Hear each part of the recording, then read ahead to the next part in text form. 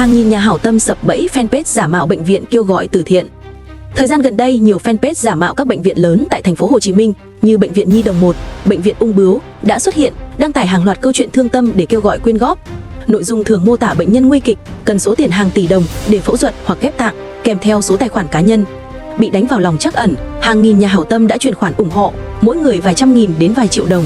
Khi đã gom đủ tiền, các đối tượng lập tức xóa bài, cắt liên lạc, khiến người quyên góp không thể xác minh được thông tin. Trước sự việc, lãnh đạo bệnh viện Ung Bướu thành phố Hồ Chí Minh khẳng định đơn vị chỉ có một fanpage chính thức.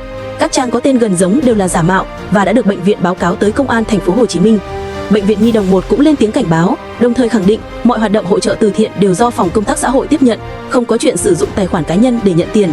Các chuyên gia khuyến cáo người dân cần cảnh giác, kiểm chứng kỹ nguồn thông tin trước khi quyên góp. Khi muốn hỗ trợ bệnh nhân tại bệnh viện, Mạnh Thường Quân nên liên hệ trực tiếp qua số điện thoại hoặc kênh chính thức của bệnh viện để tránh bị lợi dụng lòng tốt.